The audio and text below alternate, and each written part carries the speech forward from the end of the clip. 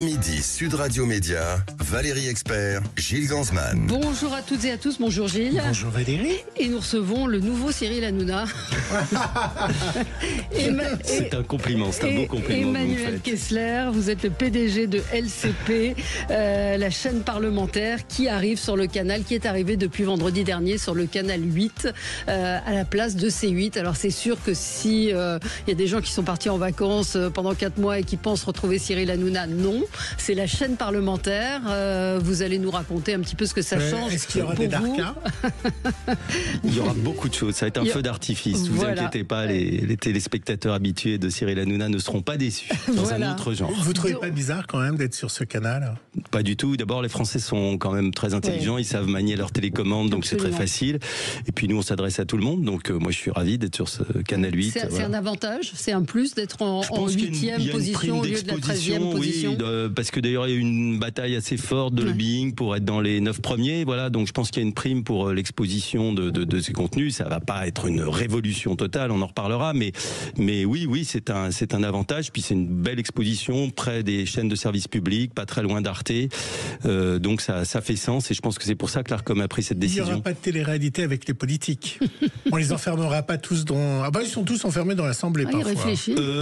Non, mais je réfléchis, pourquoi ? Parce que j'ai rien contre la télé-réalité. Si on peut avoir des codes qui atteignent le grand public, mais qui, sur le fond, font des choses qui sont constructives, bah pourquoi pas. Donc moi, je suis pas contre la télé-réalité. On a d'ailleurs des émissions où on en développe, où on accueille du public. Oui, la réalité de la télé-réalité de la vie politique, joindre le politique et le citoyen, bah c'est notre mission. Donc why not ? Mais par exemple, les émissions de Karine Le Marchand. Vous en pensez quoi ? Est-ce que ça pourrait avoir sa place sur une chaîne comme Public Sénat ? Alors, on n'est pas dans comme LCP, on n'est pas dans la confession intime, on n'est pas dans le même registre, mais on a par exemple une collection qui s'appelle Les Grands Entretiens, qu'on est en train de rebâtir, où on a des politiques, des chanteurs, des artistes, des intellectuels qui viennent, des avocats, des gens qui sont engagés pour l'environnement, qui viennent s'entretenir pendant une demi-heure avec des signatures, des grandes signatures. Je pense à Daphné Roulier, je pense à Didier Varro, je pense à Yves Tréhard. On va poursuivre, amplifier cette émission à la rentrée, donc c'est quelque chose qui s'adresse au grand public. On va passer au zapping. Sud Radio Média, l'instant zapping. Bon bah touché coulé. Hier c'était le grand prime sur les océans sur France 2. Bravo. Ça a fait un flop. 1,5 million, 9% de part de marché. Et puis alors le pire dans tout ça, c'est qu'on n'a absolument pas retenu les mesures de protection des océans et de ce qu'il pouvait se faire pour protéger les océans. Vous savez pourquoi ?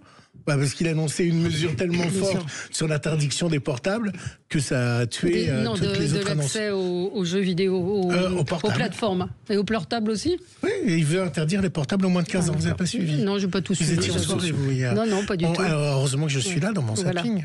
C'est très dur d'élever un enfant et un ado. Et donc moi, j'incrimine personne. Mais c'est une réalité de notre société. On n'a pas fait assez attention à ça. La deuxième chose, ce sont les réseaux sociaux. On vit avec la génération qui, de manière native, est sur Instagram, sur X, sur TikTok. Et on peut rien faire. Mais si. Et on peut rien faire. Je suis maintenant, c'est au niveau européen, mais on a lancé la mobilisation. Moi, je porte l'interdiction des réseaux sociaux pour les moins de 15 ans. Et on peut le faire.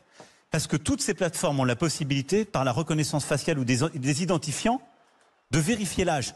Tous nos jeunes, ils sont sur ce qu'on appelle le Pronote. Vous rentrez, vous le savez si vous êtes parent d'élèves, pour les carnets. Donc on sait avec Pronote avoir un numéro d'identifiant et dire est-ce que tu as plus de 15 ans ou moins de 15 ans.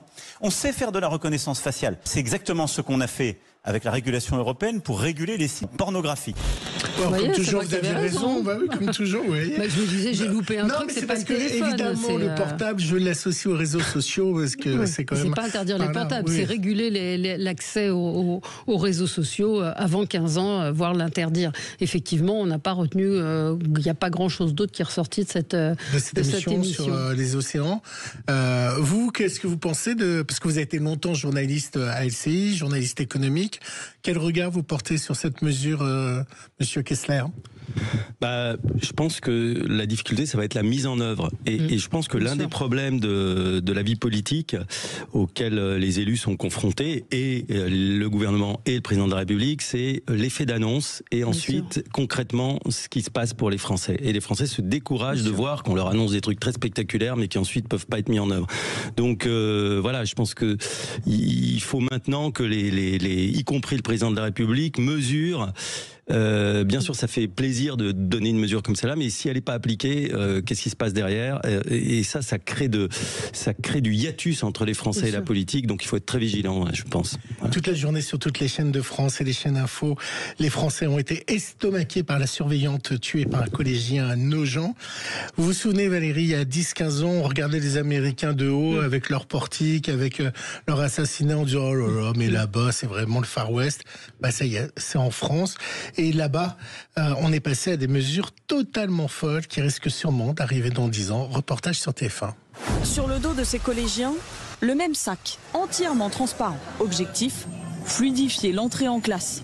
Car tous les matins, les 350 élèves doivent obligatoirement passer un par un sous ce portique de sécurité. Les mêmes qu'à l'aéroport. Et dès qu'il bip, ces professeurs s'occupent de la fouille. Je contrôle son sac. Je m'assure qu'il n'y ait rien de dangereux. En un coup d'œil, elle en vérifie le contenu. S'assure qu'il ne contient ni couteau ni arme à feu. L'établissement ne lésine pas sur les moyens. 15 000 $ au total pour ces sacs transparents, 175 000 pour ce portique. Et ce n'est pas tout. 78 caméras installées. Et depuis quelques mois, l'école s'offre même les services d'une shérif qui patrouille tous les jours. Vous imaginez une shérif qui patrouille dans l'école et puis 78 caméras dans l'établissement. Vous voyez, le jeune hier, il y avait les gendarmes autour de lui. Oui. Ils étaient en dehors et il y avait des gendarmes. Donc, je pense qu'on peut c'est l'accident ou l'incident zéro n'existe pas. C'est interdire les couteaux, c'est complètement absurde aussi, puisque on va interdire après les tournevis, les ciseaux. C'est très compliqué. Comment LCP suit une information comme ça, sachant que toutes les chaînes info auxquelles vous n'êtes pas loin on fait des numéros spéciaux. Vous avez des moyens d'intervenir en direct? Alors, il se trouve que hier, c'était la journée des questions d'actualité au gouvernement. C'est un des grands rendez-vous de la chaîne, puisqu'on est maintenant la chaîne qui diffuse depuis plusieurs années l'intégralité des questions au gouvernement. Quand je dis l'intégralité, c'est important, parce que sur les autres, sur les chaînes d'information continue, on prend les 3 premières et puis ensuite on passe à autre chose. Non, nous, on permet à nos téléspectateurs, nos internautes, de suivre la totalité de la séance. Et c'était hier une séance qui était très marquée évidemment par ce qui s'est passé.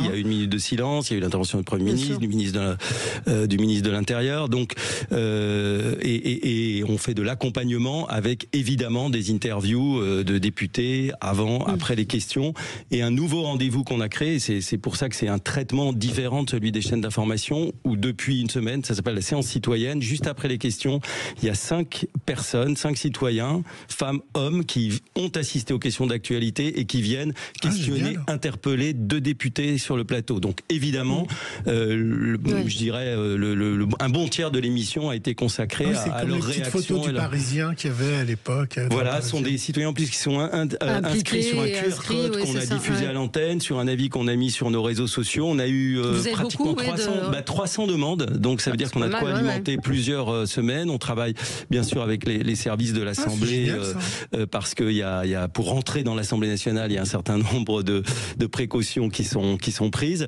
Mais vous voyez, ça nous permet justement de traiter ce type d'actualité avec les Françaises et les Français eux-mêmes. Et ça, c'est un axe fort de ce qu'on veut développer sur LCP. Quand votre meilleur ennemi était tapis dans l'ombre pour vous choper votre petite copine avec laquelle vous avez rompu, hélas, c'est un peu ce que fait Valérie Pécresse, qui n'attendait que ça, la rupture entre le PSG et Anne Hidalgo, pour chipper le pactole du PSG. Hier, d'ailleurs, le patron du PSG était sur le plateau de C'est à vous. Si j'étais maire de Paris, jamais je ne laisserais mon club partir de la capitale. Jamais. Je ferai tout pour le retenir. Maintenant, il semble que le torchon brûle entre le PSG et la mairie de Paris. En tant que présidente de région, je ne peux pas laisser mon club orphelin et sans stade fixe. Donc, évidemment, nous aiderons le PSG à trouver un autre lieu de destination s'il est obligé de quitter Paris. Est-ce que vous pourriez aller comme ça, à l'invitation de Valérie Pécresse, à Massy, à Poissy ou ailleurs, région parisienne? J'ai grand respect pour elle, très intelligente, parce qu'elle comprend l'importance de la club. On va trouver une solution peut-être avec elle. Pourquoi pas? Et voilà, elle l'a chippé à la maire de Paris. Lundi, c'était la réunion des partis de droite extrême de l'Europe. Ils se sont donc réunis pour former un nouveau groupe qui s'appelle les Patriotes au sein de la Commission européenne. Alors, je ne sais pas, Valérie, si c'est la présence de Viktor Orban qui a ému Marine Le Pen. En tout cas, elle a fait un lapsus pas très catholique. Nous célébrons aujourd'hui l'anniversaire et la création du groupe des Patriotes coïncide cette année avec la Pentecôte, qui marque, comme vous le savez, la descente de l'Esprit Saint sur les premiers chrétiens et la naissance de l'Église. Chrétiens. Vous avez pas entendu? Non, c'est énorme. Les premiers chrétiens, effectivement, c'est un lapsus. On dit que c'est significatif, les lapsus. Il y a peut-être un moyen de faire un bêtisier de l'Assemblée chaque semaine. C'est sûr qu'il y a pas mal de choses. C'est vrai que Quotidien le faisait à un moment donné. Plus le prix de l'humour politique, mais je crois qu'il est involontaire là pour Marine Le Pen. Mais... Tous les crétins. Valérie, si je vous dis, allez, message in the bottle. Sting. Ben voilà, je m'arrête là. J'avais Englishman in New York, It's Probably Me. Vous me dites Sting, il était sur le plateau de C'est à vous, il a fait un guitare-voix magique. It's all there in the Gospels. The Magdalene girl comes to pay her respects. But her mind is a whirl when she finds the tomb empty. The stone had been rolled, not a sign of a corpse. Et on en parlera peut-être. C'est beau, hein? Ouais. Ça fait, on a l'impression que c'est un chant irlandais. On en parlera sûrement dans vos débats, évidemment, ce qui s'est passé avec la surveillante à Nogent et les mesures. Sting s'est réjoui dans une interview de sa chanson Fragile, vous savez, qui est utilisée dans la série Adolescente.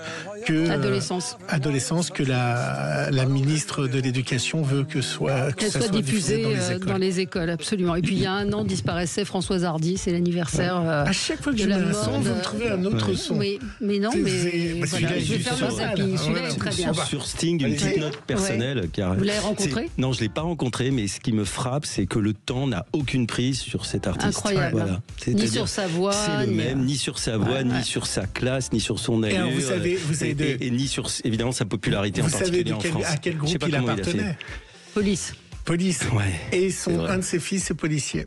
C'est rigolo. C'est beau, mais c'est vraiment quelqu'un qui a une place particulière, je pense, dans le paysage artistique. Absolument. Puis avec des convictions politiques pour le coup, parce qu'il a bien taclé Donald Trump hier. Exactement. Allez, on se retrouve. Si. Emmanuel Kessler avec nous, PDG de LCP, Assemblée nationale, qui est arrivé sur le canal 8 depuis la semaine dernière. On a un auditeur qui est pas content parce qu'il dit qu'on trouve pas les programmes d'LCP, on trouve pas les. Vous allez pouvoir répondre. À tout de suite. Le 10h midi, Sud Radio Média. Valérie Expert, Gilles Gansman, invité du jour. L'invité du jour, c'est Emmanuel Kessler, PDG de la chaîne LCP Assemblée nationale et non pas Public Sénat. Vous allez peut-être pouvoir nous expliquer un petit peu, parce que Gilles a posé la question hors antenne, comment vous répartissez les programmes et comment ça se répartit sur l'antenne. LCP qui donc remplace C8 sur le canal 8. Peut-être un mot sur ce que dit cet auditeur qui ne sait pas ce qu'il y a comme programme exactement. Alors votre attachée de presse qui est là nous a dit qu'en fait, directrice de la communication, directrice de la communication nous explique qu'en fait tous les programmes sont disponibles en ligne. Alors ils sont évidemment sur le site, ils sont sur les applis de programmes télévisés, puisqu'on les envoie comme toutes les chaînes 3 semaines à l'avance.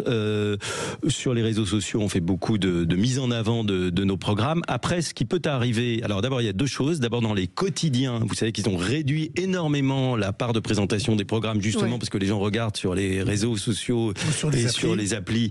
Et donc, souvent, ils mettent les programmes des 6 ou 7 premières chaînes, et là, ils vont même pas tout à fait jusqu'à la 8. Donc, parfois, effectivement, c'est plus sommaire, plus succinct dans les quotidiens. Et le deuxième, mais dans les hebdos télé, il y a tout. Et le deuxième élément, c'est que, et ce qui peut parfois dérouter cet auditeur de Sud Radio, c'est que c'est vrai que, comme on a de l'actualité parlementaire et qu'il y a parfois des auditions qui arrivent au dernier moment, qu'on va diffuser en direct, ça nous oblige parce que là c'est notre breaking news. On n'est pas une chaîne d'info continue, mais vous avez raison, Gilles, on s'autorise, non seulement on s'autorise, mais on doit pratiquer le breaking news parlementaire. Quand François Bayrou est auditionné dans la commission d'enquête sur les événements de Betaram, bien évidemment, on va le faire en direct. Ça dure le temps que ça dure. Nos amis de Public Sénat, d'ailleurs, nous ont cédé l'antenne à ce moment-là. Ça a duré 6 heures. Ça finit jusqu'à 22 heures. Voilà, et ça a bouleversé nos programmes. Le documentaire de 20h30 n'a pas pu être diffusé. Donc ça peut être un peu déroutant, mais dans la plupart des cas, nos programmes sont bien annoncés. Est-ce que c'est juste une question sur les commissions d'enquête parlementaire, c'est que vous n'avez pas d'audience au quotidien, Médiamétrie, mais est-ce que vous remarquez que ça booste vos audiences? Considérablement. D'abord, on a les audiences un mois après, donc on sait que sur la commission Betaram, par exemple, on a fait 4 fois notre part d'audience moyenne à la télé. On a une moyenne de 200 000 téléspectateurs sur l'ensemble de la durée du programme, ce qui est quand même remarquable. Je vous rappelle aussi que la motion de censure contre Michel Barnier, on est allé jusqu'à 1 million de téléspectateurs. Donc il y a un réflexe LCP qui s'installe quand il y a une forte actualité parlementaire. Puis pour prendre un exemple tout récent, et même quand on n'a pas de mesure d'audience, on a un bon indicateur qui permet un peu au feeling de savoir ce qui se passe, ce sont les réseaux sociaux. Et hier, nous avons été... La commission TikTok. Voilà, sur la commission TikTok, on a été très présents sur les réseaux. On a fait, alors qu'on a une chaîne Twitch, mais c'est vrai qu'on a une petite émission, et là, on a cartonné sur Twitch. On a eu pour la première fois, et parce que c'est le début, vous allez me dire c'est pas énorme, mais plus de 5000 participants Twitch qui ont interagi sur l'audition de cette commission. On en est à 60 000 vues sur YouTube, donc ça veut dire qu'il y a un vrai intérêt pour ce type de commission, et que là on peut capter un public large. Oui, alors une commission très suivie, évidemment. Alors pour la première fois, je pense que vous avez des gens très jeunes qui vous suivent, parce que tous les youtubeurs regardent. C'est le but d'ailleurs, d'aller sur les réseaux avec les formats, parce qu'évidemment on fait des retransmissions commentées, on fait pas de la télé classique quand on est sur Twitch, avec les formats qui sont ceux que regardent les jeunes qui eux ne regardent plus la télé. Parce que évidemment vous avez reçu les héros entre guillemets de ces jeunes comme Adé Laurent, à qui on reproche de parler beaucoup de sexe sur TikTok et de faire du sexe, en tout cas de parler de sexe avec des jeunes filles. C'est une commission d'enquête sur les effets psychologiques des réseaux, et ça recoupe d'ailleurs ce qu'a dit le président de la République. Alors l'un d'eux était en Zoom, il s'appelle Alexis Hitchon, et il n'a pas supporté la commission. En plein commission, il est parti, on écoute. Je parlais du fait que dans ce monde qui est dur, que fait une femme dehors après 22 heures? Et je poursuivais ensuite, il est préférable de sortir avec une amie, ou avec 2 amis, ou avec un homme. Vous avez pris 10 secondes de mon propos, vous l'avez isolé, et vous venez de me le balancer à la gueule. C'est le problème de TikTok. À la gueule, excusez-moi, mais vous prenez son téléphone, si elle refuse, c'est une pute fin de relation, c'est pas moins problématique. Sur TikTok et sur YouTube, les conditions, excusez-moi, je vais finir. C'est moi qui mène l'audition, je suis président de la commission d'enquête. Excusez-moi, on va couper le son de monsieur Hitchon. Je vous disais... Au revoir, monsieur. Voilà. Bonne journée. Je finis mon propos. Il a coupé. Ouais, il y a des us et coutumes qui visiblement ne lui sont pas familiers. C'est 2 mondes très différents. Alors pour ce qui est d'une commission, alors évidemment ça a généré beaucoup d'intérêt et comme je vous le disais, beaucoup de visibilité à cette retransmission qu'on a pu faire sur l'ensemble de nos réseaux de cette commission en direct et sur une durée assez longue. Ce qui se passe après dans la commission et même la captation vidéo de la commission, ce n'est pas LCP. L'Assemblée nationale met à disposition ces signaux. Mais nous ensuite on les met en valeur. On va reprendre évidemment ce débat, notamment dans notre émission d'actualité Ça vous regarde, qui est le moment magazine où justement on peut se créer cette interaction, et peut-être qu'il faut faire revenir un de ces influenceurs face aux députés pour essayer d'aller au-delà de cette difficulté à communiquer aujourd'hui. Et alors moi je vous promets de l'audience ce jeudi, parce que jeudi ils vont auditionner les patrons français de TikTok dans la commission, et là je pense que ça va être intéressant de voir ce dialogue entre le patron de la commission, enfin les gens de la commission et le patron de TikTok. Et vous voyez, c'est important pour la chaîne parlementaire de montrer ça, parce que on dit qu'il y a une espèce de coupure entre les Français et la politique, que la politique c'est que des jeux de théâtre, de politique politicienne, de petites phrases, etc. Or là, on voit que l'Assemblée nationale s'intéresse quand même à un enjeu réel qui tous les Français sont préoccupés par cet effet des réseaux sociaux qui bouleverse totalement non seulement notre rapport à l'information, mais on voit que les codes sociaux sont bouleversés par ça, avec parfois des drames. Et donc cette commission d'enquête, c'est important. Les commissions d'enquête, c'est un truc qui marche le mieux, parce que là, on voit que les députés se collent à des sujets qui concernent les Français, et puis une dramatisation aussi qui fait que c'est de la télé en même temps. Hein. Donc l'arrivée sur le canal 8, on l'a dit, c'est quand même une visibilité supplémentaire pour vous. Vous avez déclaré, lorsqu'on vous a attribué ce canal, vous lui dites, vous disiez que pour vous c'était important de faire mieux. Notre défi, c'est de faire mieux avec le même budget. Et vous avez ça, c'est l'économiste. Vous avez un budget de combien pour cette chaîne ? On a un budget, une dotation, puisqu'on est financé par de l'argent public. Donc c'est une dotation de l'Assemblée nationale, puisque notre actionnaire, on dépend de l'Assemblée nationale, de 17,5 millions. C'est d'ailleurs la même somme pour Public Sénat. Je voudrais juste, pour ceux qui nous écoutent, expliquer les différences entre Public Sénat il y a deux chaînes. C'est l'effet de ce qu'on appelle le bicamérisme. Il y a deux chambres en France, et donc pour créer ces chaînes parlementaires, il y a tout juste 25 ans, les assemblées se sont dit on va avoir deux entités, mais on coopère ensemble, on s'articule, on se partage le canal, mais on fait beaucoup de choses en commun. D'ailleurs, pour notre arrivée sur la 8, on a fait 2 émissions communes, et donc on a 2 sociétés de programme et 2 budgets différents. Mais à nous deux, on a 35 millions d'euros. Juste pour que vos téléspectateurs sachent, 35 millions d'euros, ça représente 5 jours du budget de France Télévisions.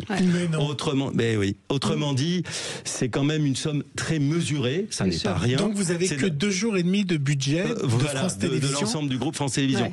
Et en plus, notre dotation, elle a suivi un peu l'inflation, mais elle est restée stable et gelée pendant plusieurs années. Et alors que nous, au départ, c'était une chaîne de télévision, on n'était même pas sur la TNT, puis la TNT, puis les réseaux sociaux, puis le site internet. C'est ridicule d'avoir ce budget. On gère avec Est-ce que vous trouvez ridicule votre budget ? Moi, je pense que quand on a des moyens un peu limités, ça nous oblige à être imaginatif. Mais est-ce qu'il est ridicule ? Non, il n'est pas ridicule. Il n'est pas ridicule, mais il est tendu. Et donc, mais ça nous permet quand même d'avoir une offre à la fois sur ces programmes parlementaires dont on parlait, sur des magazines très diversifiés, et aussi sur des documentaires qui sont un des points forts de la chaîne LCP, où on va pas avoir des documentaires dont le budget est Netflix, mais on est par rapport au cinéma, si vous voulez, on est plutôt l'art et essai par opposition au blockbuster, mais on permet à des jeunes documentaristes, à des sujets un peu difficiles. Mais vous trouvez pas que quand la com décide de vous mettre sur le canal 8, on devrait vous donner les moyens de pouvoir résister à l'audience et des autres chaînes, puisque si on décide de vous mettre en avant, derrière, il y a une politique qui devrait suivre financière. Alors, ce qui est vrai, et vous avez raison, c'est qu'il faut à un moment donné avoir quand même les moyens de nos ambitions, et c'est le message qu'on passe à l'Assemblée nationale, de voir si dans une situation des finances publiques, dont tout le monde sait qu'elle est extrêmement tendue, on peut peu à peu avoir quelques moyens budgétaires supplémentaires. On a le droit à la publicité, mais de façon très limitée sur ce qu'on appelle les messages d'intérêt généraux, le parrainage. Donc on va travailler ce sujet, mais c'est vrai que... Ça veut dire que vous êtes en train de nous dire que vous aimeriez avoir de la publicité sur votre chaîne ? Non, la loi nous autorise depuis 4-5 ans... En dehors de la loi, vous aimeriez que la loi vous autorise à avoir de la publicité ?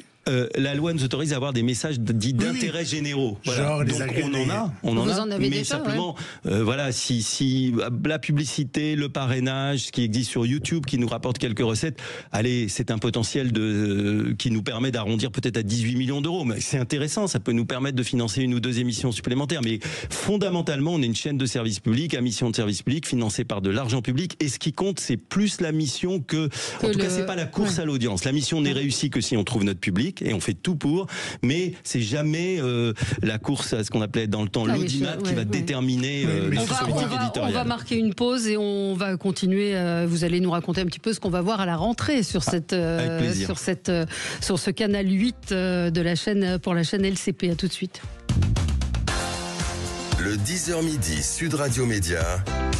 Valérie Expert, Gilles Gansman. Michel Kessler, PDG de la chaîne LCP, Assemblée nationale, que vous retrouvez désormais, cette chaîne LCP, sur le canal 8, que vous partagez l'antenne, vous nous l'avez dit, avec Public Sénat, de nombreux magazines. Alors vous allez changer beaucoup de choses à la rentrée ? Alors on va effectivement essayer d'avoir une tonalité qui sera encore plus...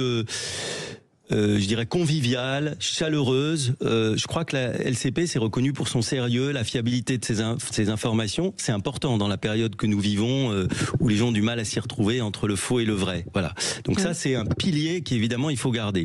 Mais en revanche, parfois on est perçu comme un peu trop sérieux, un peu austère. Alors, sans aller jusqu'au divertissement du type de Cyril Hanouna, et encore une fois, quand je dis ça, j'ai aucune animosité. C'est un peu le grand écart. C'est vrai que si on peut donner un ton plus chaleureux, plus convivial, plus vivant, avec parfois cette dose d'impertinence et d'humour qui fait le succès des chaînes, c'est ce qu'on va. Je pense que on va encore gagner du terrain dans le public, les publics qu'on essaye d'atteindre, et encore une fois, sans dénaturer notre mission. Donc c'est ce qu'on va s'efforcer de faire à la rentrée, puis d'aller aussi vers de nouvelles thématiques. Par exemple, on réfléchit et on avance sur une émission qui va montrer que finalement la politique est partout et croiser les regards entre les élus, les parlementaires notamment, les réalisateurs de cinéma, les artistes, les auteurs de BD. Vous savez, c'est incroyable quand vous allez au Festival d'Angoulême, la bande dessinée aujourd'hui, elle aborde tous les sujets de société,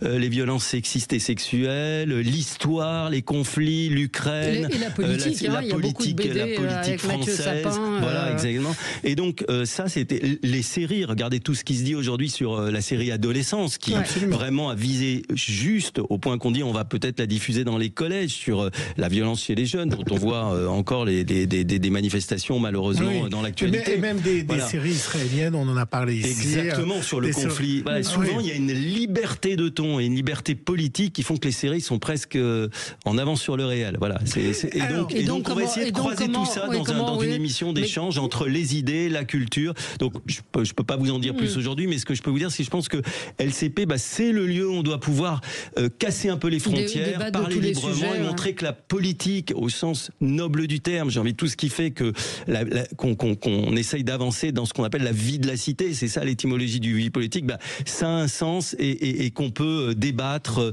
de façon constructive, avec des contradictions, mais de façon apaisée, dans une chaîne qui respecte toutes les opinions. Comment on dirige justement la chaîne de l'Assemblée nationale quand on a été nommé par la présidente de la commission, présidente qui est à droite? Comment on fait à la fois pour assurer la pluralité de cette chaîne, sachant que votre mandat dépend de l'Assemblée nationale? Comment on fait pour être indépendant et être patron d'une chaîne sans que vous ayez tous les jours un député qui vous appelle et qui vous dit si tu veux être là l'année prochaine tu vas calmer sur 6 sur 5 de 5 ans. Je vous rassure, c'est pas du tout comme ça que ça se passe. D'abord, j'ai été nommé dans le cadre d'une procédure très transparente, avec des auditions qui ont été d'ailleurs retransmises sur la chaîne, où il y avait plusieurs candidats, et avec une commission de députés, qui est un peu comme une sorte d'ARCOM interne à l'Assemblée nationale, de toutes les tendances politiques de l'Assemblée nationale. Donc il y a LFI, et puis, il y a de LFI au Rassemblement national. Et in fine, il y a eu une proposition qui a été faite par la présidente de l'Assemblée nationale sur la base des noms qui sont sortis de cette commission. Et ensuite, ce qu'il faut savoir, c'est que les statuts de la chaîne stipulent notre indépendance éditoriale et notre devoir. Ça, c'est le papier. C'est pas que le papier, parce que si vous voulez, quand vous avez dans votre conseil d'administration un représentant par groupe politique, et donc j'ai Monsieur Aymeric Caron de LFI et Monsieur Bruno Bilde qui est proche de Marine Le Pen, vous avez des personnalités qui sont de tendances radicalement différentes. Et comment ça peut marcher? Ça marche parce que justement on est indépendant, parce qu'on est pluraliste et qu'on respecte les équilibres. Et si on fait ça, c'est-à-dire que si nos journalistes font vivre le débat, mais ne sont pas eux-mêmes des éditorialistes, qui ne nous empêchent pas d'en avoir à l'antenne comme vous en avez ici, ça fonctionne. Et je peux vous dire que depuis que je suis là, ça fait 1 an, je n'ai subi aucune pression partisane, politique. On peut avoir un député qui vous appelle parce qu'il estime que tel ou tel sujet n'a pas été bien traité, mais je n'ai jamais eu d'enjeu partisan et je connais quand même l'univers des chaînes parlementaires depuis longtemps. Ça n'est pas le sujet. Je crois qu'en plus on a gagné en maturité. Les parlementaires comprennent que s'ils veulent que cette chaîne fonctionne, que ce soit pas ni un robinet à image de l'Assemblée, ni un instrument de communication, mais un vrai instrument d'information et de rapprochement des citoyens avec les politiques, il faut nous préserver et on Est-ce que vous allez changer l'habillage? On va le faire évoluer peu à peu, peut-être pas directement à la rentrée, mais on est en train de réfléchir à un habillage justement plus vivant, plus chaleureux, et aussi une cohérence avec nos amis de Public Sénat pour que les gens se retrouvent bien sur ce Canal 8, c'est très important. Est-ce qu'on pourrait imaginer, parce que le vrai gros problème des Français, on sait très bien, c'est le coût de la vie. Est-ce qu'on pourrait imaginer une émission que Valérie connaît très bien, combien ça coûte ou quelque chose sur l'argent qui est dépensé, expliquer ce qui est voté? Parce que ce que reprochent les Français, c'est de dire on paye, voilà, exactement, on paye beaucoup de choses, mais on a l'impression que nos hôpitaux, nos écoles vont pas très bien, et pourtant on paye de plus en plus d'impôts. Alors d'une part, ça c'est un débat de fond, et vous avez raison, il faut qu'on soit encore plus dans les débats de fond de la vie quotidienne des Français. Et c'est pour ça que notre émission quotidienne, qui s'appelle Ça vous regarde, moi j'aime bien son titre, une émission d'économie, ça serait peut-être pas mal. Elle va évoluer à la rentrée, et on va essayer d'être encore plus concret. Donc il y aura une nouvelle incarnation, je vous le dirai en temps et en heure, et on va vraiment faire travailler l'équipe pour être encore plus en phase avec ce que vous dites. L'autre point qui me paraît très important, on réfléchit à une évolution d'une émission qu'on avait créée sur les questions de transition écologique. Et vous voyez, quand on est un peu, quand on parle un peu de haut ou un peu abstraitement, ça marche pas très bien. L'audience de l'émission d'hier vous le montre. Et donc, ce que vous dites est tout à fait juste, c'est-à-dire que l'émission sur laquelle on réfléchit, c'est une émission qui est à hauteur. Si vous voulez, si on dit aux Français, il faut changer votre façon de vivre, ça marche pas. Par contre, si on dit, voilà les solutions pour, à partir de votre vie quotidienne, essayez d'être plus respectueux de l'environnement, mais on sait que vous devez prendre votre voiture pour aller au boulot. Comment vous allez faire avec votre chaudière, qu'on va chez les gens, qu'on montre les solutions? C'est ce à quoi on réfléchit pour justement faire de la politique concrète en proximité. Et ça vous manque pas l'antenne? Vous avez été longtemps journaliste sur LCI. Bah écoutez, comme je suis à votre micro, ça me manque pas trop. C'est vrai que j'adore la radio, donc mais c'est vrai, mais merci Valérie de cette question. C'est un autre métier, on évolue dans la vie. Tiens, j'aimerais bien aussi faire ça. Je crois que c'est non, parce que j'ai plaisir à animer une équipe. À l'âge que j'ai, qui est pas trop vieux, mais pas trop jeune non plus, c'est vraiment très plaisant de faire émerger des talents, et on en a. Je pense par exemple à Elsa Mondin-Gava qui incarne tout ce qui est débat parlementaire, qui fait cette pédagogie lors des questions d'actualité, qui est vraiment quelqu'un qui a énormément de talent et de potentiel et qui est formidable. Mais il y en a plein d'autres. Je vais pas les citer. Alors vous étiez justement. Et donc ça, c'est un plaisir que de faire émerger ces talents. Vous étiez journaliste économique. Oui.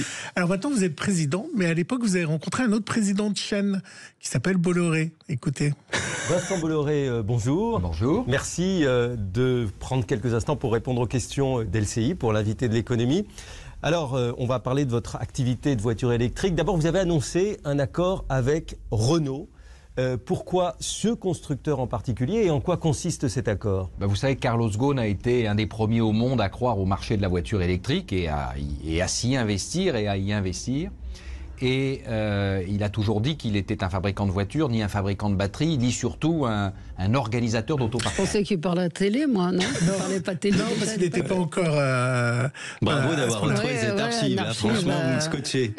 Alors, est-ce qu'il faut mieux être un artiste et un journaliste à la tête d'une chaîne ou un financier?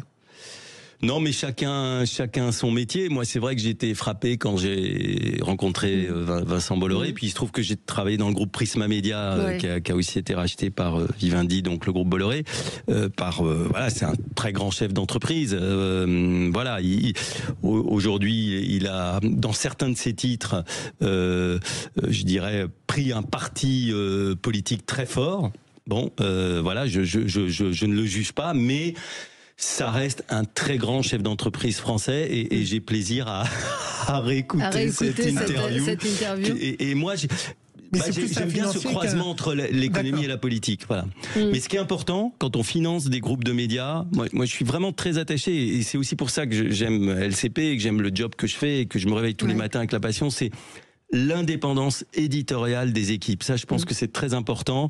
Et moi, on peut vraiment être indépendant. C'est parce que nous, on a reçu pendant une semaine toutes les chaînes BFM, et le leitmotiv était nous, on n'est pas, l'information n'est pas une opinion, qui est le slogan de France Info. Sauf que toute expression ou toute décision est forcément orientée. Oui, il n'y a pas mais vraiment. Et c'est pour ça que je crois que nous, on a vraiment une grande place dans le débat qui va nous mener à la présidentielle. L'idée qu'à un moment donné, et au municipal, vous avez tout à fait raison, bien sûr, l'année prochaine.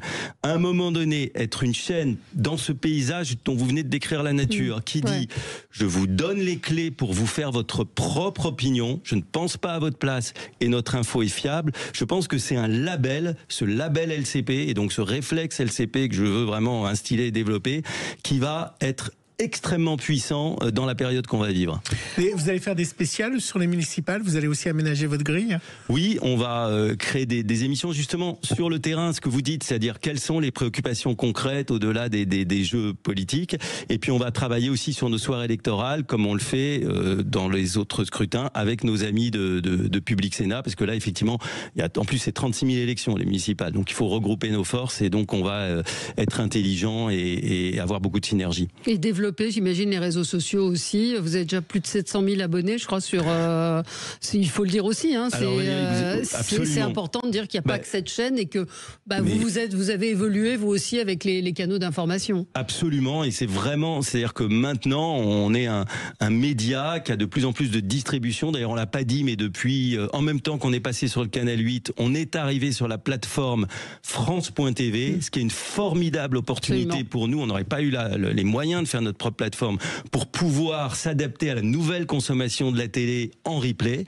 Et donc, évidemment, on n'est pas qu'une chaîne de télé. Et notre deuxième canal, derrière la TNT, c'est YouTube. Quand je suis arrivé il y a un an, c'était 300 000 abonnés. On est à 410 ou 420 000 aujourd'hui. Et ça continue de progresser. Donc oui, YouTube et les réseaux sociaux. Et surtout, on est un éditeur de contenu et il faut aller avec les codes des publics qu'on va rencontrer. On parlait Twitch tout à l'heure. C'est tout à fait notre ambition. Et puis une dernière question. Vous aviez publié un livre qui s'appelait La folie des sondeurs. C'est en 2000 et quelques. En 2002, vous en pensez quoi aujourd'hui, les sondages? Vous voyez, c'est marrant parce que comme aujourd'hui les opinions les plus fantasques, les plus complotistes à l'époque il n'y avait pas les réseaux sociaux, se diffusent sur TikTok, sur l'ensemble des réseaux, finalement le sondage avec sa méthodologie, il apparaît comme étant beaucoup plus représentatif de la réalité de ce que pensent nos concitoyens, les Françaises et les Français, alors qu'en fait sur les réseaux c'est que extrêmement polarisé, c'est que les extrêmes qui s'expriment. Voilà. Donc finalement, je pense que ce nouveau contexte d'expression publique très libre, mais aussi très désordonné et très clivant, il a revalorisé les sondages qui sont quand même faits avec des méthodologies sérieuses. Il faut un tome 2 alors. Voilà, ça date quand même d'il y a plus de 20 ans. Juste rapidement, les commissions de TikTok, ils sont sur le replay de France.tv? Ils sont en replay, les commissions de TikTok? Oui, tous nos contenus, magazines, documentaires et évidemment ces émissions d'actualité parlementaire sont sur France.tv. Merci Emmanuel Kessler, Canal 8 pour la chaîne LCP Assemblée nationale et pour Public Sénat également, puisque vous partagez l'antenne. Merci à vous. Merci dans un instant, les débats. À tout de suite.